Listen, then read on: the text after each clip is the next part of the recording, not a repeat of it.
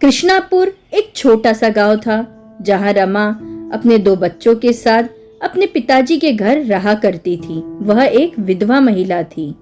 पति की मृत्यु के बाद रमा अपने पिताजी के घर रह रही थी और वो छोटे मोटे काम करके अपना और अपने बच्चों का पेट पालती थी। माँ, डॉक्टर साहब ने कहा है नाना जी की तबीयत कुछ दिनों में ही ठीक हो जाएगी, अगर वो ठीक से खाने पीने लगेंगे। पिंकू भी बोल पड़ता है, माँ सुबह से कुछ भी नहीं खाया है मैंने, मुझे और दीदी को भूख भी लगी है। बच्चों, मैं अभी तुम सबके लिए गर्मा गर्म खिचड़ी तैयार कर देती हूँ। तब तक बच्चों नाना जी का ध्यान रखना और अपना होमवर्क भी खत्म कर लेना। रमा के हाथों की बनी हुई सादी सी दाल चावल वाली खिचड़ी भी बहुत स्वादिष्ट हुआ करती थी। आज के लिए मेरे पैसे तो खत्म हो चुके हैं, लेकिन आने वाले कल के लिए अब मेरे पास कोई भी पैसे नहीं है। लाला जी की दुकान पर जाकर हो सके तो कुछ सामान उधार ले आती हूँ। कई दिनों से कहीं भी मजदूरी ना मिलने के कारण रमा के पास अब पैसे नहीं बचे थे। अब उसके पास एक ही उपाय था, लाला से उधार लेना।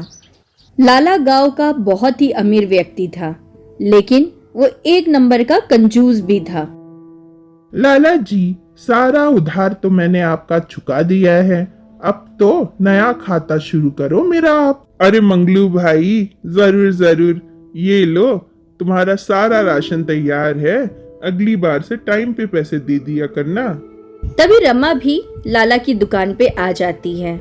नमस्ते लाला जी, मुझे कुछ सामान उधार चाहिए था। दाल चावल मसाले तेल आप मेरे खाते में लिख दीजिए। देख रमा, तू भली औरत है, 1 साल से मैंने तुझे हर चीज उधार पे दी, लेकिन अब नहीं हो पाएगा। पहले मेरे पुराने पैसे जमा कर, उसके बाद राशन ले जा। लाला जी, मेरे पास इस वक्त पैसे नहीं हैं। मेरे पिताजी बहुत बीमार है और मजदूरी भी नहीं मिल रही है। मैं आपको बाद में पैसे लौटा दूंगी लाला जी। पहले पुराना उधार चुका, उसके बाद ही तुझे नया उधार मिलेगा, वरना चलती बन यहाँ से। हालात की मारी रमा लाला जी की ऐसी बातें सुनकर वहाँ से चली जाती है। माँ, बहुत जोरों से भूख लगी है, आज क्या बना रही हो आप हमारे लिए? बच्चों, हमारे पास अब पैसे नहीं रहे, कल की बची हुई जो खिचड़ी है वही खाना पड़ेगा। लाला जी ने भी उधार देने से मना कर दिया है। ये बात सुनकर पिंकू अपनी माँ से कहता है, माँ आप दुखी मत हो, आप जो भी हमें दोगी हम खा लेंगे माँ। अपने छोटे से बेटे पिंकू की ये बातें सुनकर रमा का दिल भर आता है।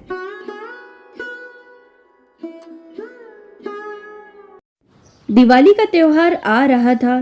पूरे गांव में लोग जोरों शोरों से दिवाली की तैयारियों में लगे हुए थे। पूरे गांव में लोग जोरों शोरों से तैयारियों में लगे हुए हैं और एक मैं गरीब हूँ जिसके पास खाने के लिए भी पैसे नहीं हैं। हे माँ लक्ष्मी, हम गरीबों पे भी अपनी कृपा बरसाइए कि हम गरीब भी दिवाली मना सके माँ। ये सब सोचते हुए रमा भारी मन से अपने घर वापस आ जाती है। घर आकर रमा अपने हाथों से खिचड़ी तैयार करती है और अपने पिताजी को खिचड़ी खाने के लिए देती है।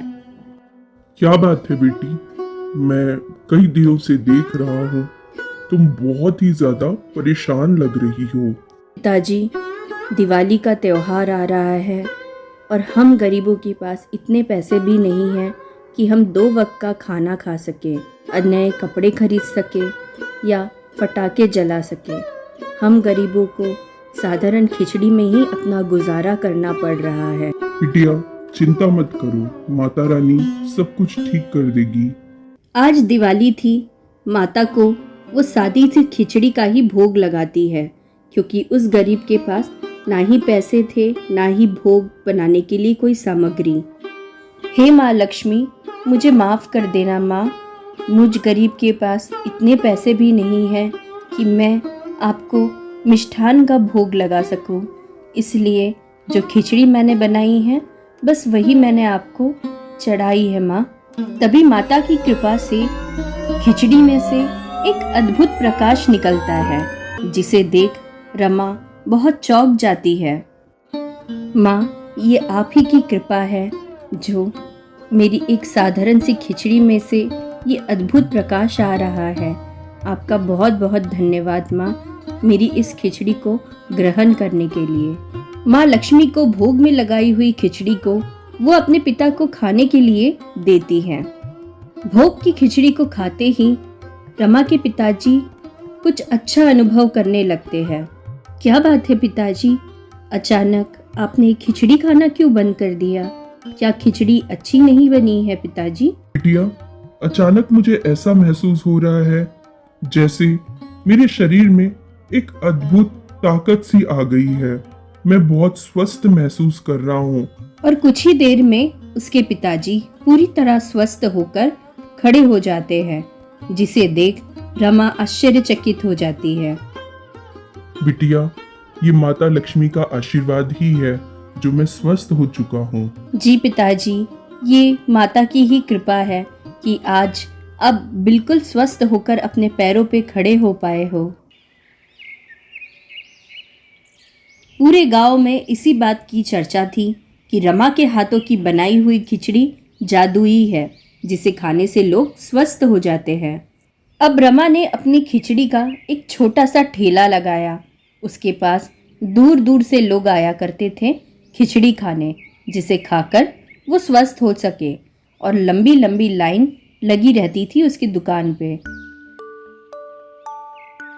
अच्छे पैसे आने के कारण अब उनके जीवन में किसी भी चीज का अभाव नहीं था। रमा के पिताजी भी अब स्वस्थ हो चुके थे और वे सब खुशी खुशी अपना जीवन बिताने लगते हैं।